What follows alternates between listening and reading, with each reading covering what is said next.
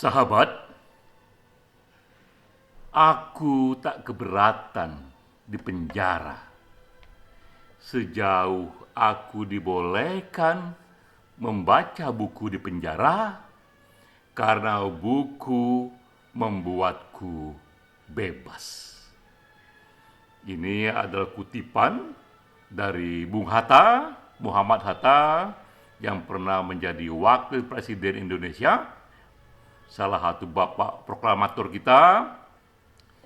Kutipan ini sendiri menggambarkan karakter Bung Hatta, bahwa ia tak hanya seorang pemimpin politik, tidak hanya seorang aktivis pergerakan, tapi ia juga seorang pembaca buku. Tak heran pula jika ia mengembangkan pemikirannya sendiri. Tak heran jika ia pun menulis buku yang penting. Dan memang itulah tipologi pemimpin politik kala itu di era pergerakan. Ada Bung Hatta, Bung Karno, Bung Sahrir, Pak Nasir, yang semuanya itu menjadi tipologi pemimpin pemikir dan pemikir pemimpin, bahwa ada satu vision, ada satu cita-cita Indonesia yang ideal yang mereka konsepkan. Ini pengantar untuk kita masuk ke dalam webinar Perkumpulan Penulis Indonesia Satu Pena yang ke-50. Setiap hari Kamis kita melakukannya. Topik kali ini adalah 120 tahun Bung Hatta pada tanggal 12 Agustus. Kita membicarakan karsa Bung Hatta untuk bangsa, demokrasi, dan intelektualisme. Yang menjadi pembicara sahabat kita, Bung Boni Triana, ahli sejarah yang juga banyak mendalami pemikiran Bung Hatta. Peran saya di sini mempertajam diskusi dengan satu topik yang menukik lagi yang dikembangkan oleh Bung Hatta juga, yang saya beri judul Bung Hatta dan Embrio Sosial Demokrat ala Indonesia. Mengapa saya katakan embrio? Karena memang Bung Hatta meletakkan pokok-pokok pemikirannya, namun belum sempat ia rumuskan secara tuntas, komprehensif dalam sebuah sistem. Namun embrionya sudah ia letakkan, dan tepat jika diberi nama ini embrio Sosial Demokrat ala Indonesia. Kita mulai dari yang ini.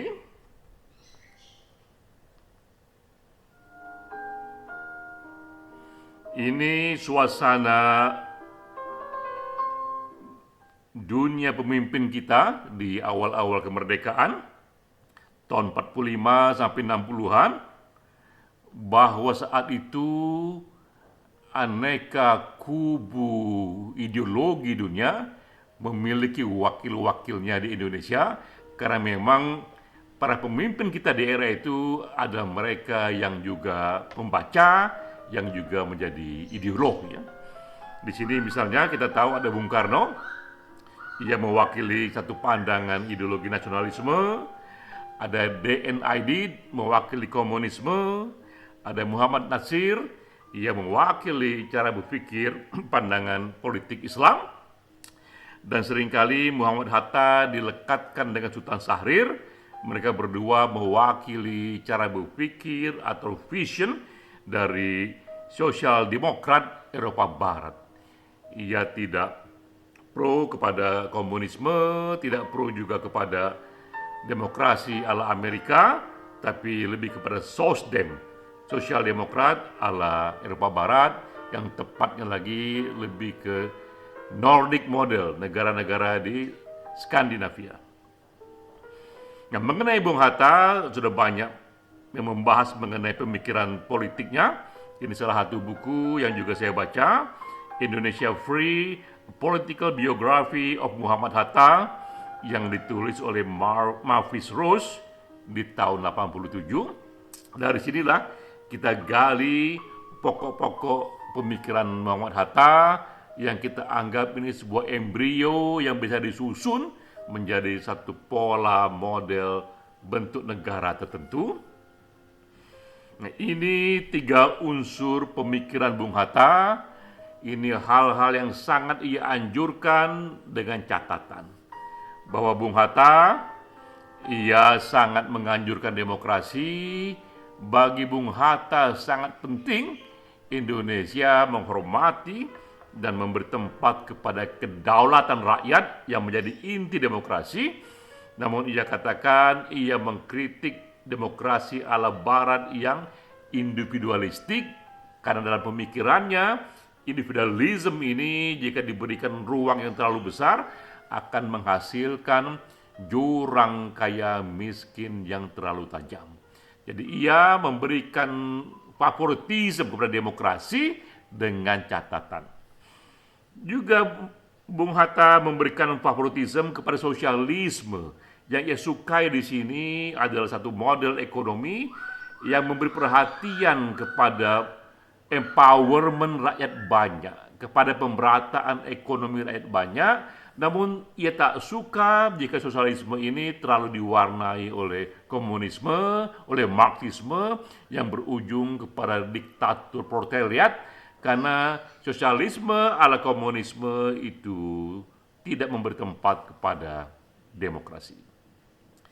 Namun juga Hatta pun juga kuat sekali diwarnai oleh pengalaman dan hidup dan cara berpikir diwarnai oleh agama Islam. Karena itu ia juga sangat mempromosikan nilai-nilai keislaman, tapi ia pun tidak pro kepada perjuangan yang dianggap lebih keras lagi, memperjuangkan negara Islam. Jadi inilah kira-kira embrio pemikiran Muhammad Hatta, gabungan antara demokrasi, sosialisme, dan agama Islam yang tidak pro kepada individualisme, tidak pro kepada komunisme, dan tidak pro kepada negara Islam. Muhammad Hatta sendiri menulis buku yang sangat pendek sekali, Demokrasi Kita, di tahun 1960. Nah, kira-kira inilah yang bisa kita gambarkan pemikiran Muhammad Hatta jika dirumuskan dalam konsep yang lebih komprehensif.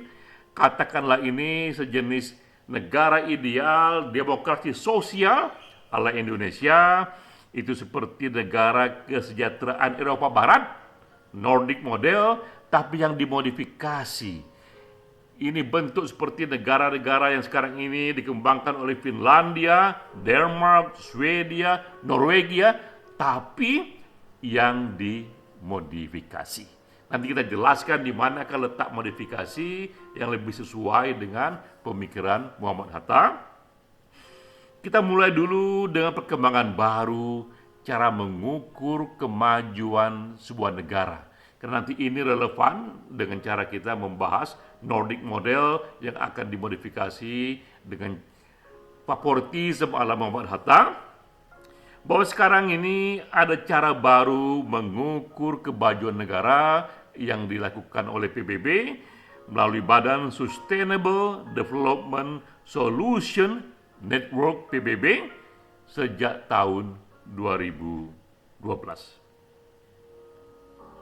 Jadi teman-teman bisa lihat di sini bahwa menurut PBB dan juga para ahli sejak tahun 2012, kemajuan sebuah negara tak lagi cukup hanya diukur semata-mata dari kemajuan ekonomi saja, tak lagi dicukup hanya dari kesehatan masyarakatnya, tapi yang jauh lebih penting lagi, negara dianggap maju jika ia bisa membuat warga negaranya bahagia.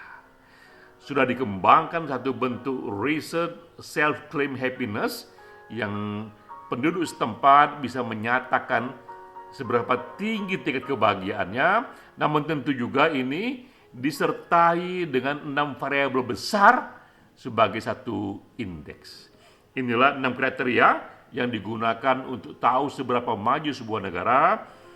Tidak hanya level GDP, tidak hanya life expectancy, tapi juga generosity, soal social trust juga soal cara masyarakat hidup di sana saling membantu satu sama lain, ada indeksnya untuk itu. Juga soal social support mengenai welfare program, juga soal freedom, bahwa kebebasan pun harus diberi tempat di sana, dan juga kemudian soal corruption, bahwa pemerintahan pun haruslah bersih.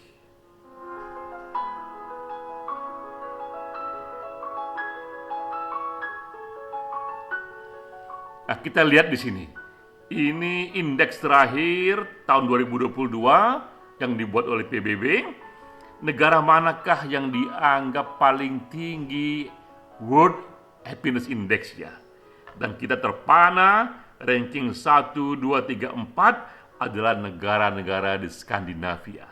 Nomor 1 Finlandia, Denmark, lalu kemudian Switzerland, bukan negara Skandinavia, lalu Iceland. Jadi nomor 1 dan nomor 2 adalah negara-negara Skandinavia. Ini menunjukkan kepada kita bahwa dari cara mengukur kemajuan sebuah bangsa mutakhir, betapa Nordic model, betapa negara kesejahteraan ini, sosial demokrat ini cukup maju. Nah, sekarang kita akan kupas dulu ciri-ciri negara kesejahteraan ala Skandinavia ini, lalu di manakah peran Pak Muhammad Hatta, Bung Hatta untuk memodifikasinya. Maka ada 6 kriteria. Ini 6 kriteria yang kita dapati dari negara kesejahteraan di Skandinavia, bahwa pertama yang penting di sana, betapa luas cakupan welfare program yang diberikan oleh negara ini, sehingga negara ini disebut generous welfare state. Begitu banyak program kesejahteraan yang dilimpahkan oleh negara kepada penduduknya. Ini bisa kita lihat misalnya, inilah berbagai program yang dibuat gratis atau sangat mudah dijangkau, antara lain pendidikan, kesehatan, perumahan, tunjangan pengangguran, jaminan hari tua, pensiun, bahkan bantuan untuk bayi yang baru lahir, bahkan juga bantuan hiburan untuk para senior usia lanjut. Begitu banyak program kesejahteraan yang dikembangkan oleh Nordic model ini, sehingga wajar jika warga negaranya terjamin dan merasa nyaman, bahagia hidup di negara seperti ini. Namun kedua, ada unsur lainnya, bahwa tentu saja program kesejahteraan yang begitu masif ini sangat mahal. Dari mana dananya? Tak lain dananya adalah dari masyarakat sendiri, sehingga pajak di sana pun minta ampun tingginya. Ini contoh-contohnya, di Finlandia pajak itu kepada warga negara, mereka harus bayar pajak 55% lebih. Jika seorang itu punya gaji misalnya, hampir separuh, lebih dari separuh gajinya ia serahkan untuk pajak. Hal yang sama juga di Islandia, Norwegia, Swedia, begitu tinggi pajak yang disumbangkan oleh warga negara, karena memang dana pajak inilah yang digunakan untuk membiayai program-program kesejahteraan yang tadi yang masif itu. Ini jauh lebih tinggi dibandingkan rata-rata negara barat lainnya, misalnya di Amerika, bahkan di Inggris, yang di bawah 50%, bahkan di bawah 40%. Unsur ketiga yang membuat negara ini juga bisa membiayai begitu tinggi program kesejahteraannya, karena GDP per kapitanya, penghasilan warga negara per kapitanya juga sangat tinggi. Ini contoh di tahun 2022, penghasilan di sana di Nordic model ini 50.000 USD per tahun atau 700 juta rupiah setahun. Rata-rata penduduk di Skandinavia sana penghasilannya sekitar 60 juta rupiah sebulan. Inilah gambaran tingginya income di sana, dan kalau kita bandingkan dengan Indonesia, income di sana per kapita itu 12 kali dibandingkan orang Indonesia yang GDP per kapitanya baru 4.000 USD per tahun. Sementara tadi di negara-negara Skandinavia, mereka sekitar 50.000 US dollar per tahun.